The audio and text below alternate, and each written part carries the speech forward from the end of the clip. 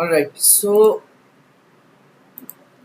I hope you can see the screen. So today's week's material is about dependency parsing.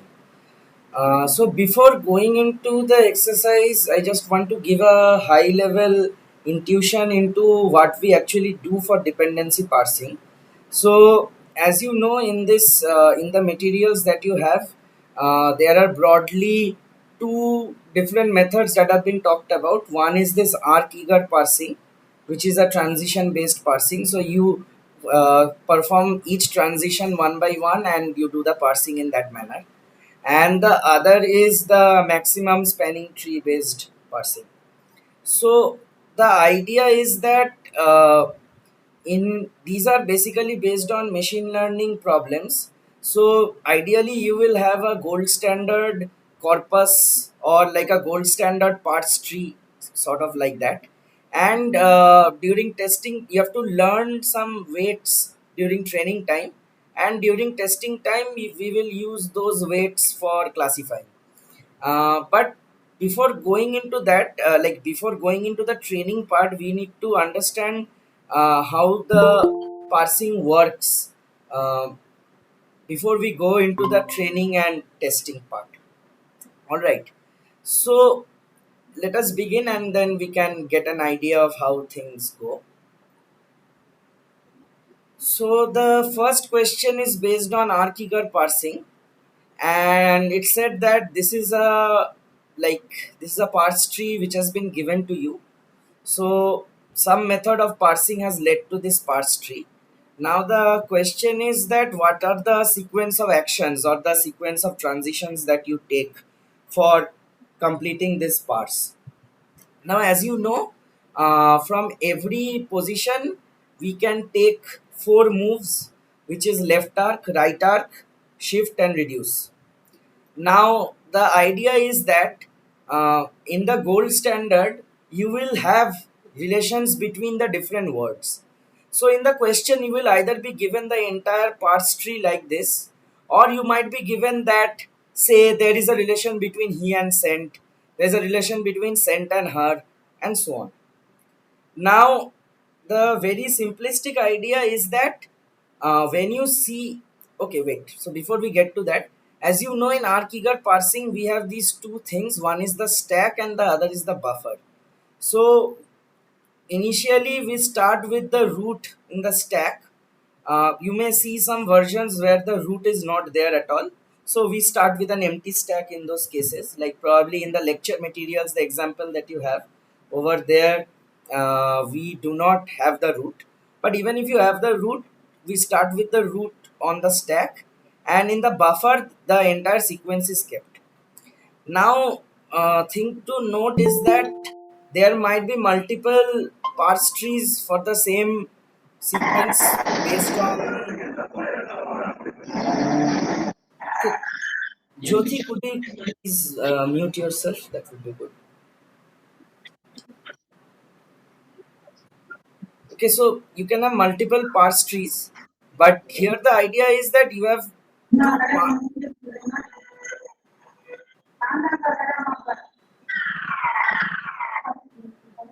Jyoti, would you kindly mute yourself?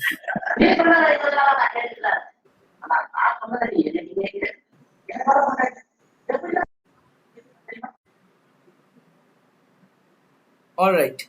So, sorry for the pause. Okay, so the idea is that you have to perform the sequence of actions to get this parse tree. There might be different parse trees for the same sentence based on how the training data was used for that particular parse. But for this example, we are given this parse tree and we have to now find the sequence of actions. Okay, so as I was saying that we know we have a stack and a buffer, and usually what we do is that we have this element which is top of stack, and we will have another element which is front of buffer. So we usually compare between top of stack and front of buffer, and the high level idea is that if there is a relation between top of stack and front of buffer, we assign the left arc or right arc accordingly. All right. And the main confusion is regarding shift and reduce, because both operations can be applied in places where you do not have a relation between the top of stack and front of buffer. So in those cases you can either do reduce or you can do shift. So we will look how we go about that. Okay, so this is the starting transition. So initially you have root on the stack and he sent her and the rest of the sentence in buffer, and we do not have any arcs created as of yet. All right, now uh, so as you know, the first move will be to shift. So why are we shifting? Because essentially the stack is empty, in the sense that we only have root over here, and because there is no connection between root and he, so we need to either do shift or reduce. Now the intuition is when should we do shift and when should we do reduce. So if you have seen the lectures, so there is a thumb rule, which is that if you have anything, like if the stack is more than one element, first of all, that is the first condition, the stack must be more than one element, and there is a relationship between any of the elements which is not top of stack. So other elements in the stack, if there is relation between any of the other elements and the front of buffer, which is he, then we do reduce, otherwise we do shift. So over here we do not have any other element except root, so we cannot do reduce over here. For doing reduce you need to have more elements on stack and they need to have relations with the front of buffer. So that condition is not satisfied here, that is why we do shift. All right, and when we shift we just move the word from buffer to stack, so no other changes. Right, now could anybody tell me what our next move will be? So when you have to find out the move, you have to look at top of stack and front of buffer. So looking at that, can you tell what will be the next move? Yes, correct. So the next move will be a left arc, because we have a relation between he and sent, and we know that the root, like the head word. So you know, in the parsing every word has a head word, or like from where its dependency comes. So as we know, in our gold standard, there we have seen previously that the word he appears as a noun subject for the word sent, right? So using that we know that there is a left arc. So there is a left arc when the arc goes from buffer to stack. When the arc goes from stack to buffer, then it's a right arc. So that is simple. And when we do left arc, we just drop the top of stack, everything else remains same. So we have dropped the he from the top of stack, and this is the rest of the part, and here is the new arc. Now I just want to explain the intuition behind why we drop this. So we drop this because since there is a arc from he to sent, we know there won't be a arc from he to any of the words on, like to the right of sent, because they will then violate the property of projectivity. So you know there is a projectivity property wherein the arcs cannot cross each other. Like in English language we have this dependency, so that is why when we do a left arc, then it automatically means that the word where we are arcing to, like for here it is he, so we know that this word he will not, like all its dependencies have been resolved, right? So that is why we can drop it from the stack. So that is the intuition. Although you know, like even if you don't understand the intuition, you can just mug up the rules and you will be able to do it.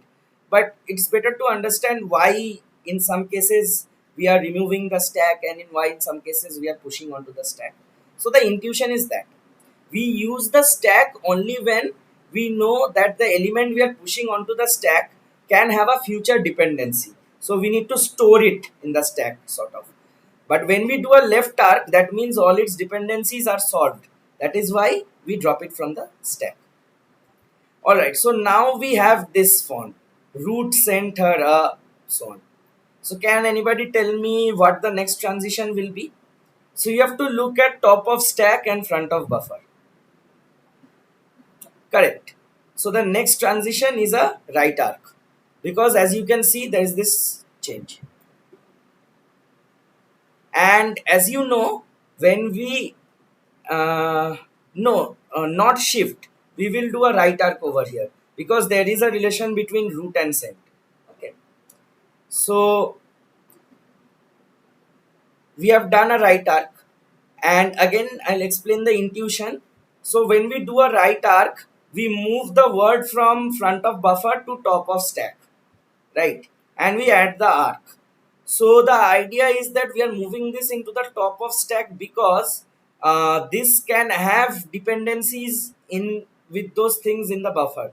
That is why it needs to be kept on the stack. So right now we have this root cent, and in buffer we have her, funny, and the rest of the things, and we have already got two arcs. So the next transition, that is also straightforward. You can see that there is a relation between cent and her, like top of stack and front of buffer. So again we have a right arc, and we move her onto the top of stack, and this becomes the rest, and we have added the arc. Now this is the interesting part, because we have her on top of stack, and we have a as front of buffer. And as you can see in your gold standard, there is no relationship between her and a. So obviously we cannot apply any of the arc transitions. So left arc or right arc, those are not possible here. So our only two possible options are shift and reduce. All right. So what do you think should be doing here? Should we do shift or should we do reduce? No, Jyoti, we won't have a right arc over here, because there is no relation between her and a.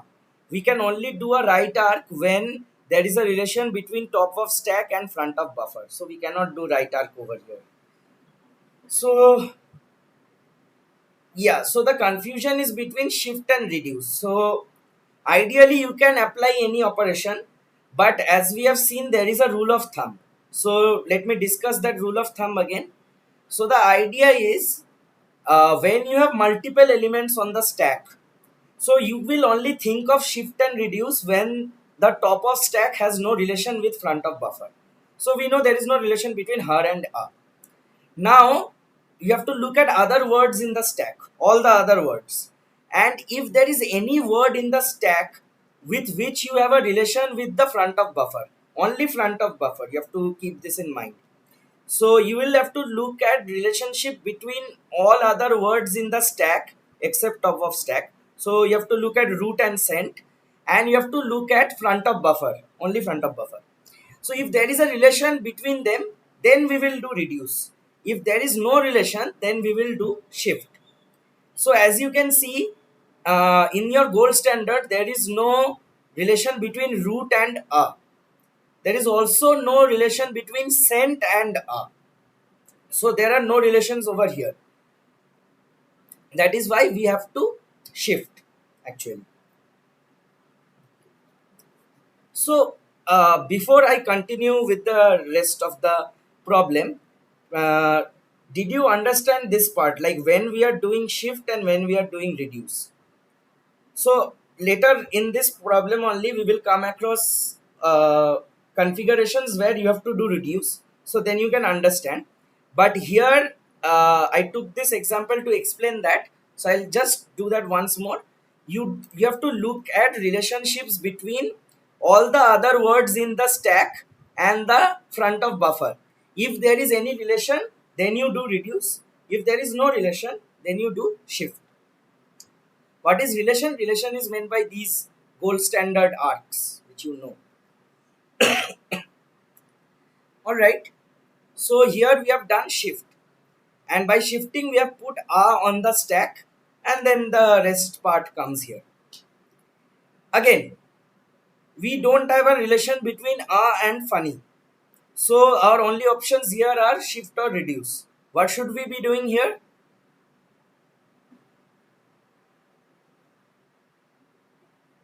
Correct. So here we have to do shift again, because if you look at all the other words, root, sent and her, none of these words, root, sent, her, none of these words are related to funny, which is the front of buffer. So you have to only look at front of buffer and the entire stack while deciding between shift and reduce.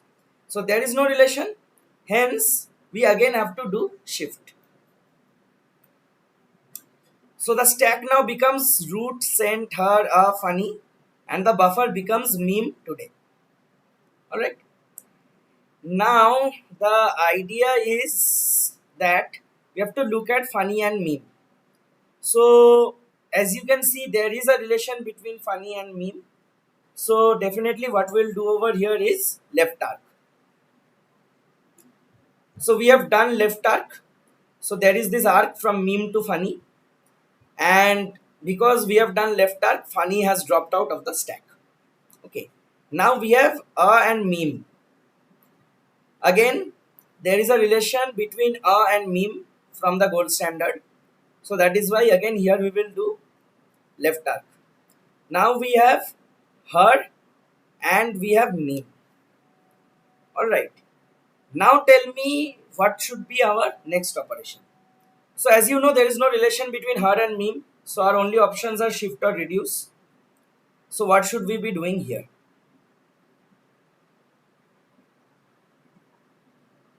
Well, no Jyoti, here we have to do reduce. Why we will do reduce? So as I said, look at the entire stack except top.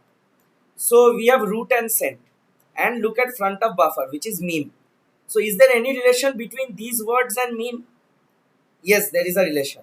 We have a relation from sent to meme, right?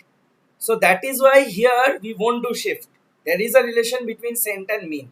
We will do reduce. So the intuition here is, if you do shift, you get more things added onto the stack, right? And you know there is a relation between somewhere down the stack which was sent over here with meme. So let's just go to the previous slide. Here you can understand.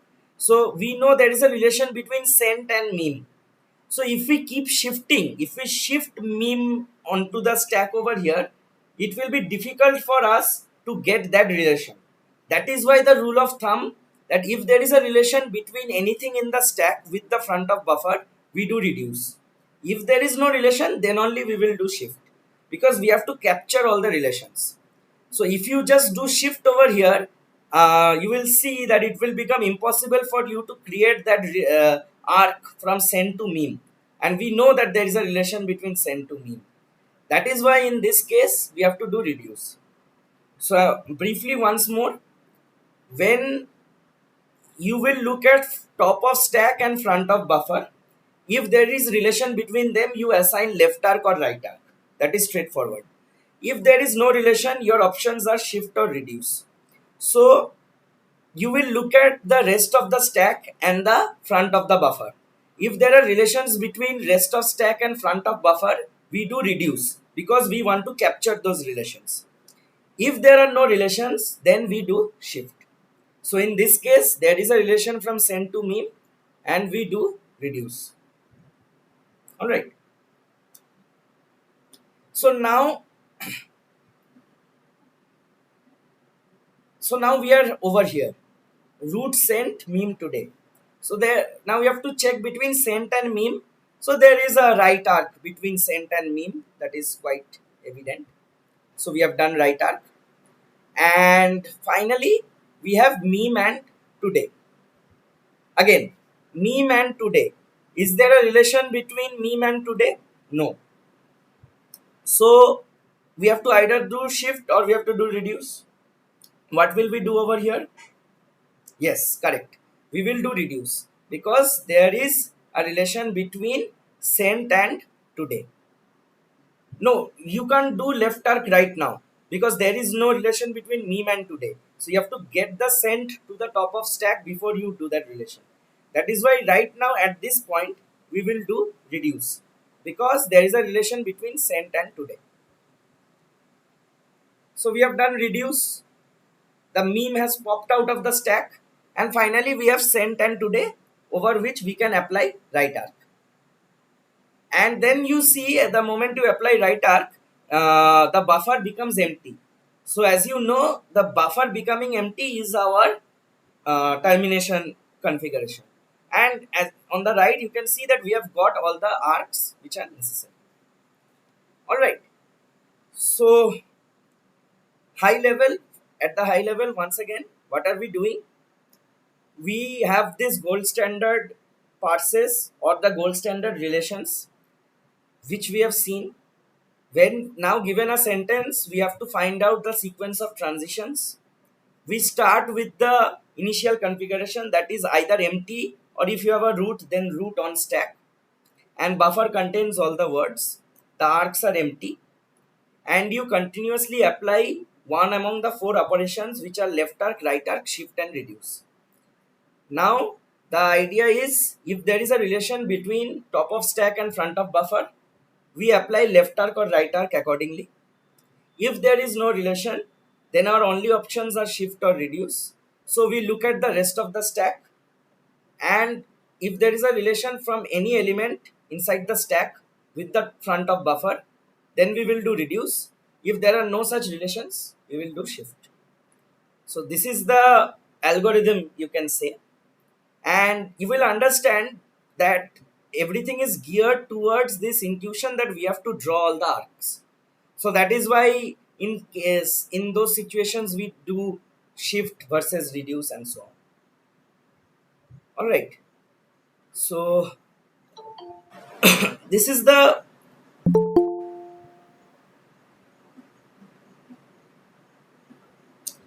yeah, if anywhere you don't, if the gold standard is not given, you might be given things like these words are nouns and these words are verbs. So in that case you have to make the tree yourself if you are not given. Okay, but usually you should be given, even if the entire graph is not given like this. Like there will be mentioned that there is a relation between he and sent and her and so on.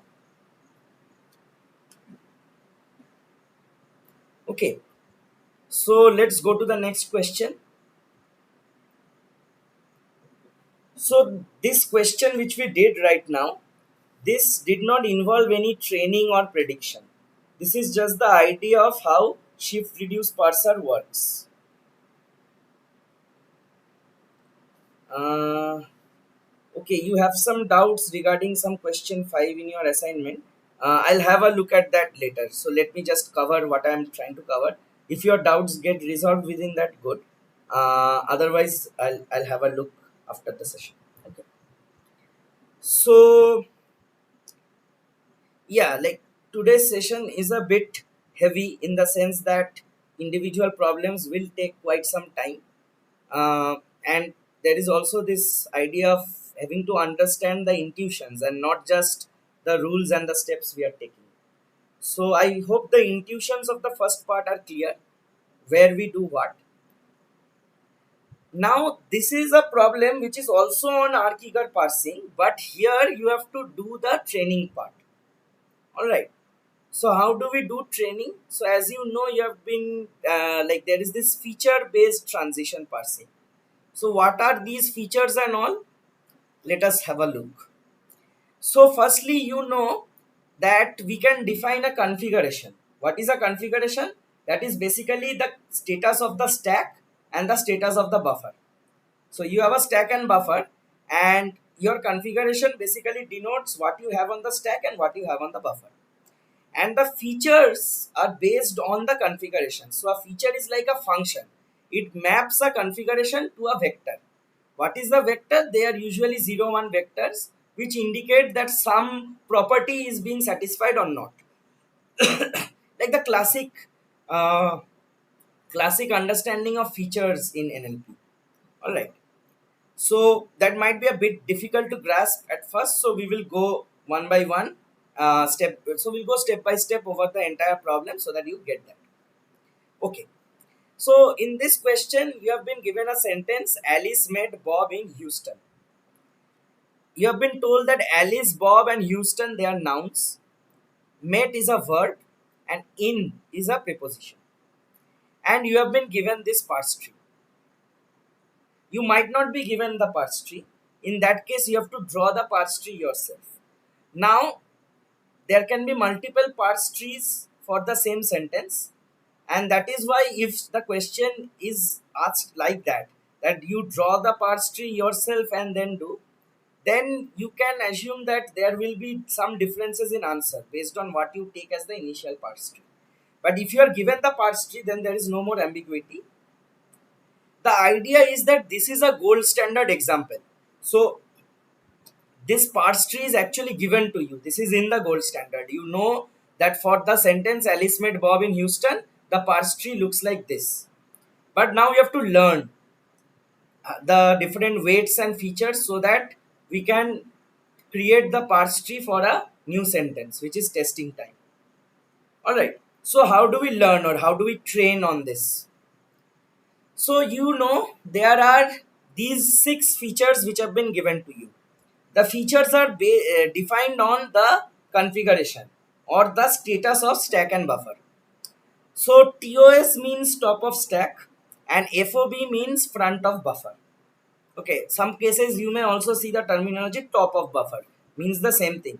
Like the top of stack and the first element in the buffer, those are the things we compare with, right? And so the features are defined based on them.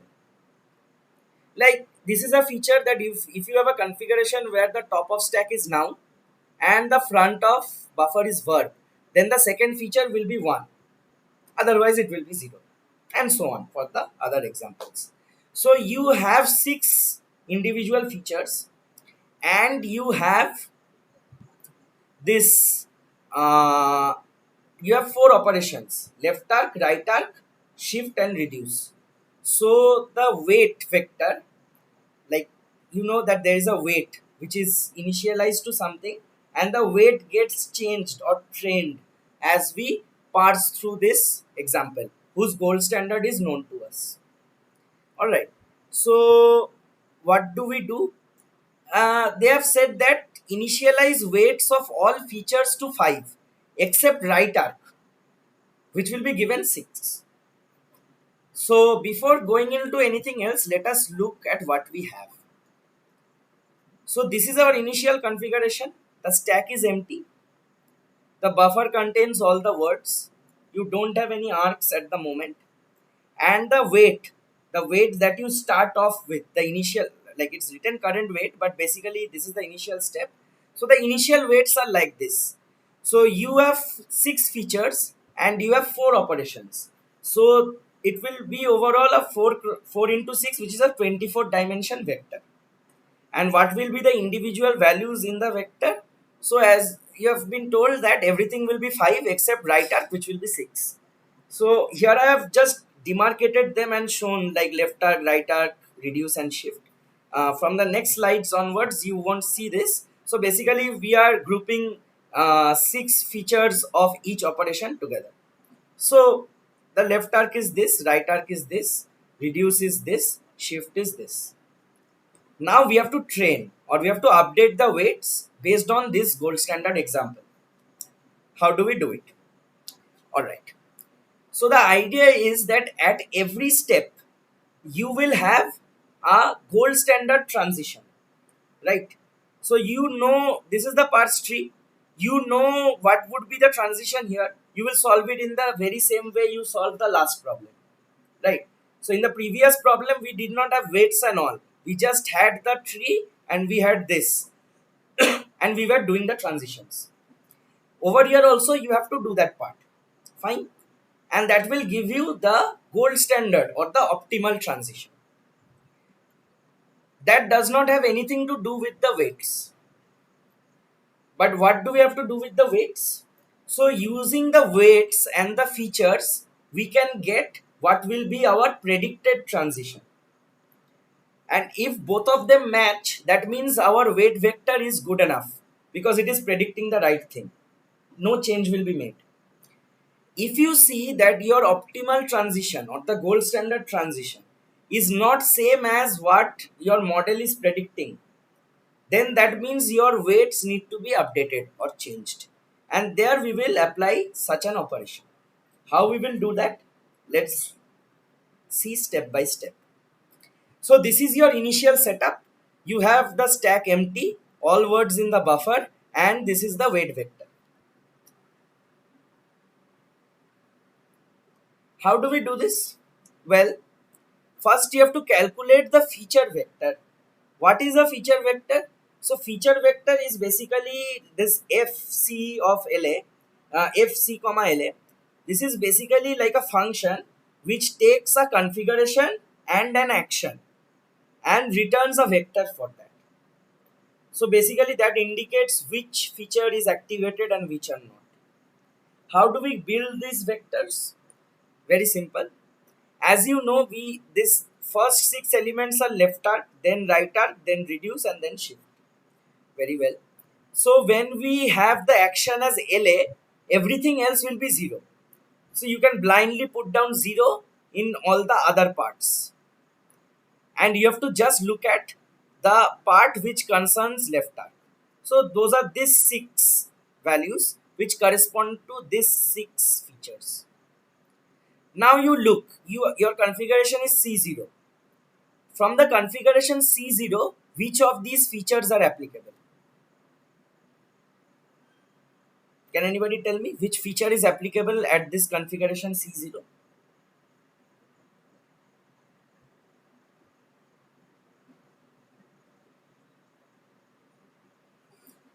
So have a look clearly. These are your features and the configuration is this. Like this, your top of stack is empty and your front of buffer has a noun, which is Alice. So which feature is applicable in this scenario? There can be more than one feature which gets applicable. Okay, so do not assume that only one feature will be applicable. Yeah, right. So the feature applicable over here is stack is empty, because for all the other features you need to have something on the stack, but a stack is empty. That is why this first feature is applicable. That is why among these 6 values, the first value we give 1. That is, this feature is applicable. Other features are not. So that is how we get this vector. So this is fc0 of LA. So the feature vector at configuration C0 and taking the action LA. And similarly, you can build the feature vectors for the other actions. We just simply keep everything 0 which is not concerning the given action. And the part concerning the given action, over there, we look at which features are relevant and put them as 1. Others are given 0. So this is how you get these 4 feature vectors. Now what do? We calculate the dot product between this weight vector and the feature vector. So that is w dot f. So it is very simple over here because you have only one non-zero value, everything else is 0. So just multiply the corresponding values and you will get the w dot f. So as you can see, this gets multiplied with 5, so we get 5. Can you do this for the second line as well? I could not understand. You can unmute and ask what you want to ask. Yes, C0RA, we are also doing the same thing. So in C0RA, we have zeros in left arc, we have zeros in reduce, we have zeros in shift. We have to consider only right arc part. And when you are considering only right arc part, then you look which feature is applicable. So the idea is that you will have same values in these blocks because the same features will be applicable for the same configuration. The features are not depending on the action. The feature is depending only on the configuration. But the feature vector, which we are creating over here, that has different parts denoting the different actions. So that is why, yeah, so we can do the same for C. We have to do the same because we have to see the w dot f for all of the possible actions, right? So you get this. So as you can see in the second line, C0 array, for the array part, in the first box we have, in the first element of the array part, first element of the array part is this, over there you have 1. Similarly, first element of RE part you have 1, first element of SH part you have 1. So you have these four vectors and you have the weight. Multiply them together, not multiply, dot product. When you do dot product, you will get these values. Now as you know, over here we, now you can see now what will be our optimal or our gold standard transition. So that is shift. We will shift Alice into stack. But what is the model predicting? So for the model prediction, you have to choose the action which gives the largest value of w dot f. So argmax over t w dot f. You have seen this formulation in the lecture. So basically you choose the move which gives you the highest value. So that move is RA. So our T0 or T optimal is SH, and T star or the move which the model is predicting is RA. They are not the same, right? So that means our model is predicting wrong. Why our model is predicting wrong? Because the weights are not optimal. So we need to change the weights. How do we change the weights? Basically you take the original weight, you add the feature vector for the optimal transition minus feature vector for the predicted transition. So you take this vector, add f c0 sh, because c0, because sh is your optimal transition. So take this vector, add this last vector and subtract this ra1. So subtract this vector because that is the wrong prediction. All right. So if you do that, you will see that this one will get added, right? And this one will get subtracted. So that is why you see in the updated weights, this 6 changes to a 5. And in this place, the 5 changes to a 6. So that is, the model is trying to recalibrate its weights. What is the use of this recalibration? Well, you will see the next time when we have a similar configuration, then the model will not wrongly predict right arc. The model will instead correctly predict shift. So the model is learning, basically. So our updated weight is this. So this is one step of this algorithm. And now you need to repeat this step over the entire process. Alright. So we know that we have taken shift. So this is our config C1. So the configs you will assign in the gold standard way, not what your model is predicting. So the gold standard transition is shift. We have shifted Alice onto stack. This is our buffer and no arcs yet. This is our current weight. So this is the updated weight. You can see this position is 5 and this position is 6. Alright. Now we need to again calculate the feature vector for C1. What is our configuration of C1? Well, we have Alice, which is a noun, on top of stack. And we have met, which is a verb, on the front of buffer. So which feature is applicable over here? The second feature. Top of stack is noun, front of buffer is verb. Correct. The second feature is applicable. So just how we constructed the feature vectors in the previous step, you will again construct the feature vectors in this step. So as you can see, for LA, everything else is 0. And inside the LA part, the second feature is 1. The other features are 0. Similarly for these. If you repeat the previous step, we do again w dot f. So this is 5, this is 6, this is 5, this is 5. We get these. Now, then what is our predicted transition? Right arc. Again, because this is the highest value. So right arc is the predicted transition. What is the optimal transition? So look at the stack and buffer. We have Alice and Met. There is a relationship between Alice and Met. So we know that the gold standard transition should be a left arc, which is given here. So T0 or T optimal is left arc and T star is right arc. So again, model is predicting wrongly. We have to update the weights. How do we update? Take this weight vector, like the latest weight vector, add f c1 la and subtract f c1 ra. So this one gets added and this one gets removed. You see, this becomes 6, this becomes 5. Everything else remains as it was. Okay. So now we have this weight and this is our configuration C1.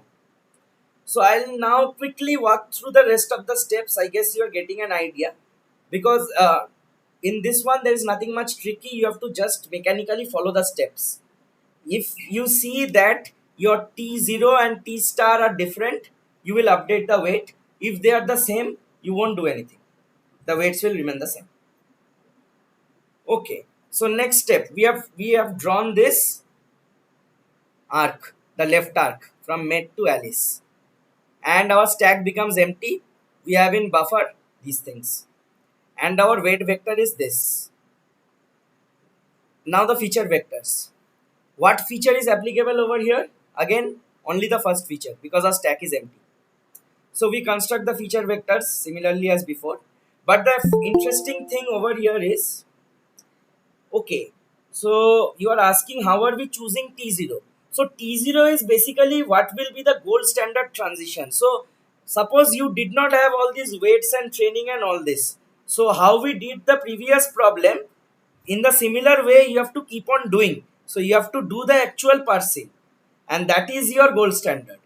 And by doing these calculations, whatever you are getting, that is the prediction. So this is like the first problem combined with some additional elements. Like you have to do these features and all. So the gold standard comes from exactly the way you have done the previous problem. So you have to actually do the parsing on this part. Okay. So this is stack, this is buffer.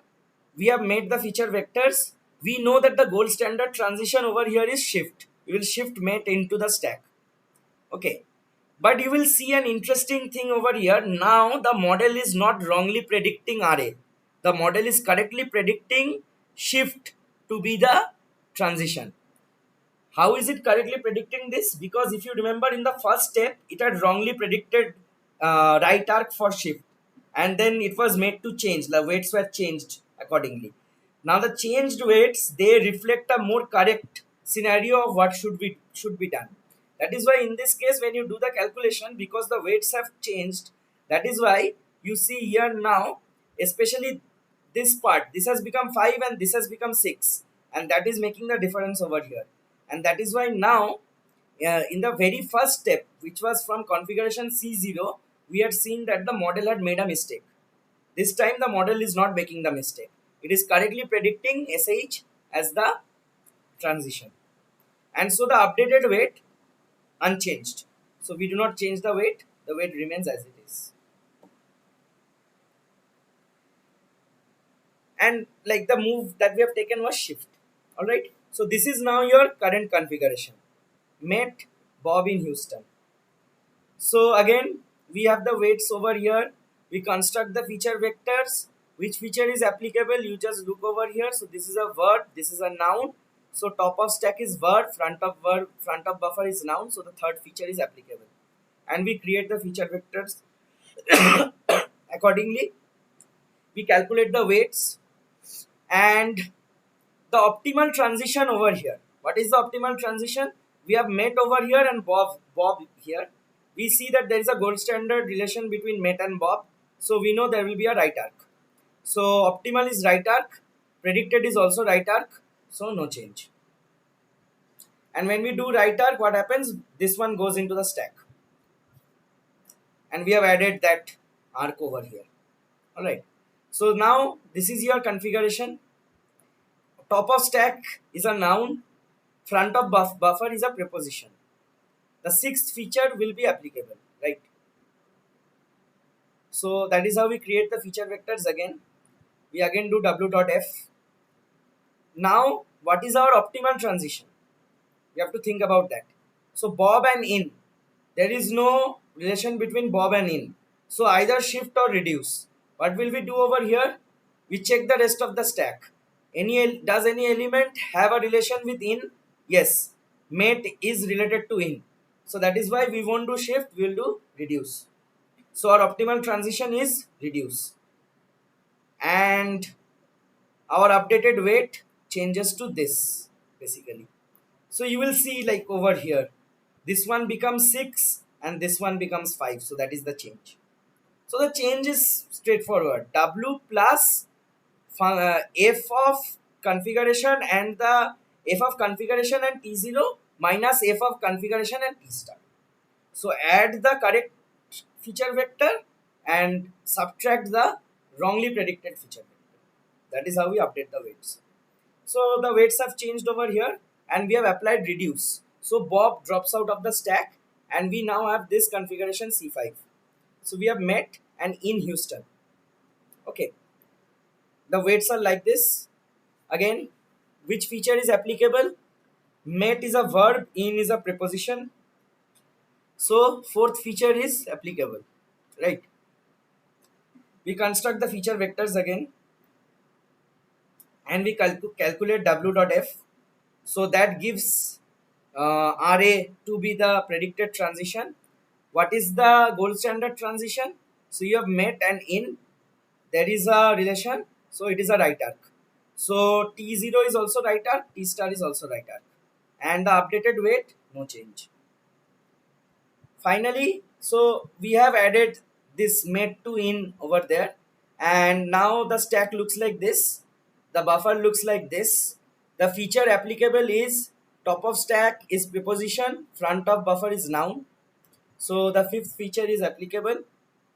And we create the feature vectors again.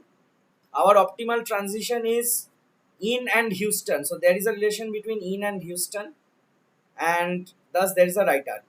So optimal is right arc, predicted is right arc, no change to the weights.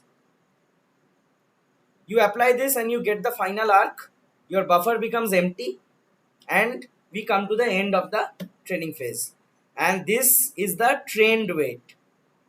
So we had started initially with all 6 over here and everything else was 5. At the end of our training phase, you can see how the weights have changed.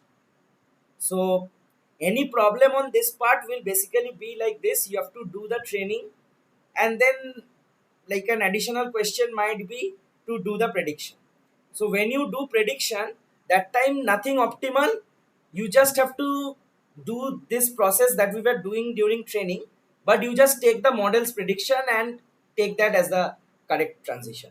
So this is when you have to predict based on given weights, but this question was on training based on the given weights. So when you train, you have to look at the gold standard, you have to look at the model prediction, see where they are differing, and when they differ, you change the weights in that way. All right. So yeah, it can be a bit tricky, but that is why I did that question before, because the question 1 is important to understand how you construct a gold standard parse, and question 2 is about training or prediction using a machine learning model. So if you get the first part, this is mechanical, as in these are the rules of the algorithm and you have to keep applying those rules one by one. So at every configuration, you create the feature vector for all the possible operations, and then you check which operation is giving you the maximum w dot f, and that is your prediction.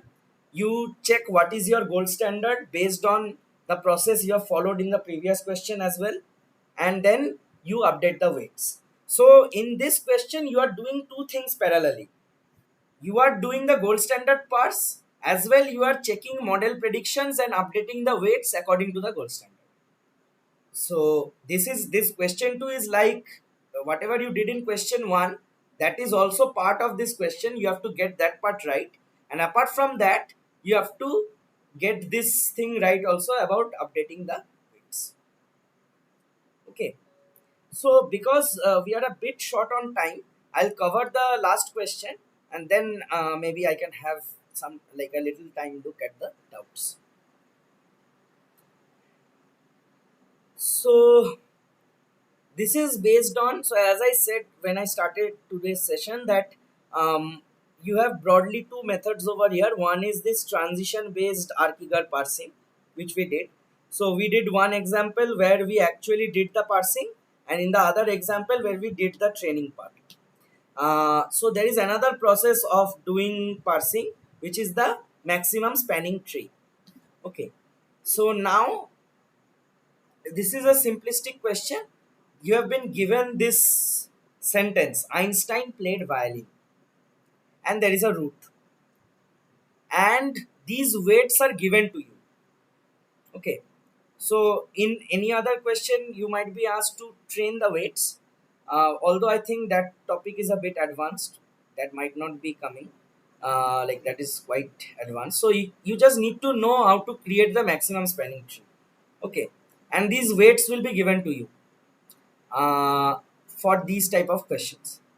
So as you know, this how do we start? Basically, we have to draw arrows between all pair of nodes, and these are directed arrows or directed edges. So like there will be both ways, and they can have different values. So each edge has a weight. So those weights you can see on the edges. So all the nodes which are part of the sentence, which is Einstein played violin, they will all have edges between each other, bidirectional edges. And the root will only have outgoing edges to every node. So from this structure, you have to get the maximum spanning tree. How do we do that? Well, the very first step is you take each vertex of the sentence. Einstein played violin. And taking that, what you need to do is you greedily select the incoming edge which has the maximum value. So every node will have multiple incoming edges, and they all have different values. So you choose the edge which has the maximum value blindly. So greedily you select that. You don't need to worry about anything right now. So if we take a look at violin, the incoming edges are 5, 10, and 4. So we selected 10. If you look at played, the incoming edges are 3, 5, and 12. We selected 12. And for Einstein, incoming edges are 4, 7, and 9. So we selected 9. Right now, you just need to do this, nothing more. So how does this look like then? This looks like this. That's clear. So if at this step, so firstly you have greedily selected the edges. So after greedily selecting, at this step itself you can have a tree. If you get the tree, that is the maximum spanning tree. You don't need to worry about anything else. But if you don't get a tree, you got a cycle over here. This is not a tree, right? So there is a cycle between plate and violin. So we need to resolve the cycle. How do we resolve the cycle? So this is the cycle, and we have to resolve this part before we go further. So two things. What you do is you consider that plate and violin is a single super node. So that is a single node you can think. Like we are combining these two nodes.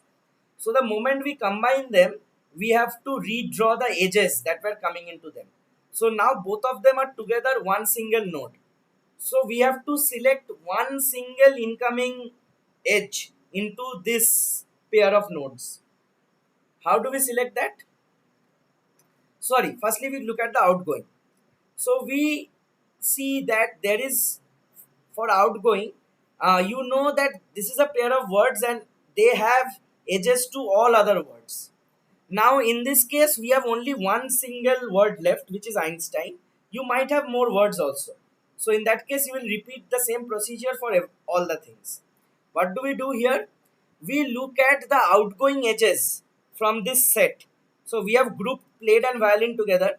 So now look at the outgoing edges to Einstein and choose the one which is maximum. So what are the outgoing edges to Einstein? One was this 7 and the other is this 9. So between these two, we choose 9. So the outgoing part is resolved. Now the incoming part. They will have incoming edges from the root, right? How do we solve that?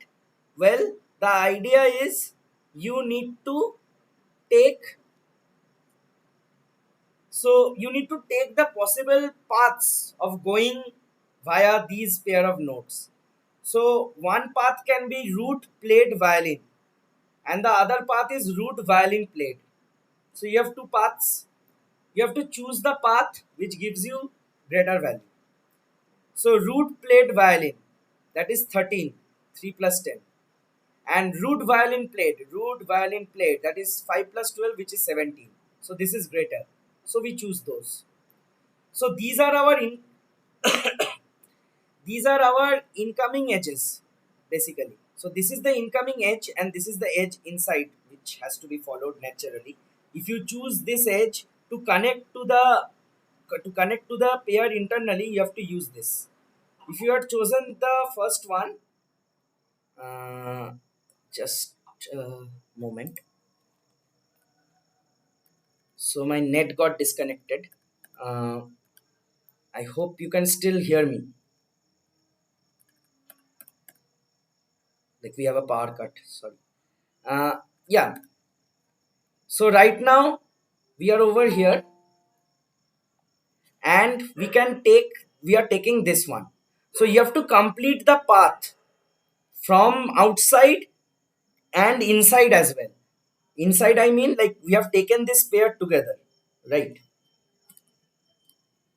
So somebody's saying he can't hear me. Like the others, can you hear?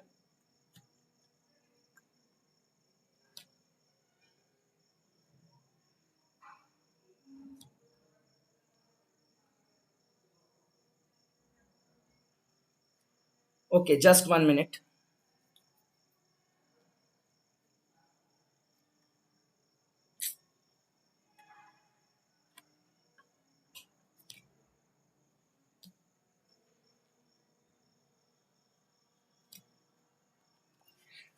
Yeah, I am extremely sorry, but we have a power cut, so nothing is working right now. So I'm very sorry for that. I think even the screen sharing is not happening right now. So, uh,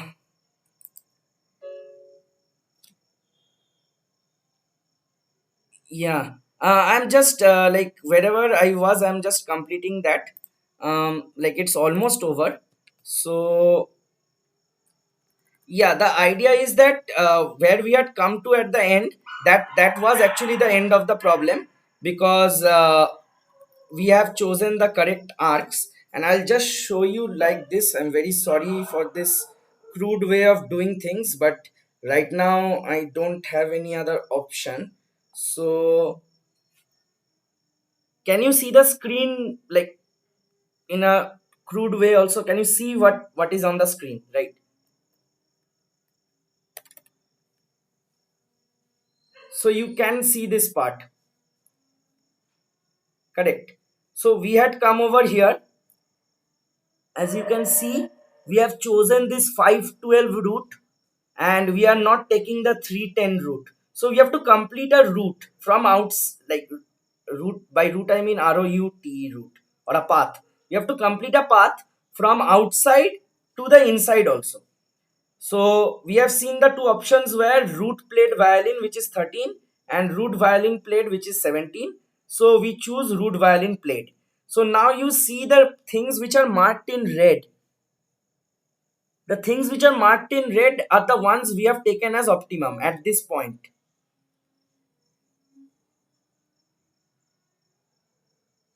And thus we get this, right? This is what we get. If you see, we have taken that path over there and we get this. And as this is a tree, so we have come to the end. So we have actually been able to parse it. All right. So this is our parse. Okay. So that's the end for today's session, like the materials I had. I'm very sorry for the interruption at the end, but it was something which could not be avoided. Okay. So, and it's difficult to answer anything anymore right now. So I would suggest that if you have any doubts, you can mail me and I'll try to look at them. Yeah, definitely I'll upload the presentation and everything. So that is you don't need to worry about that part. Okay. So So thank you then. Once again, I apologize for the interruption at the end. But yeah, if you have any doubts regarding this, you can mail, um, and then I'll just take it up. All right. Okay. Okay then.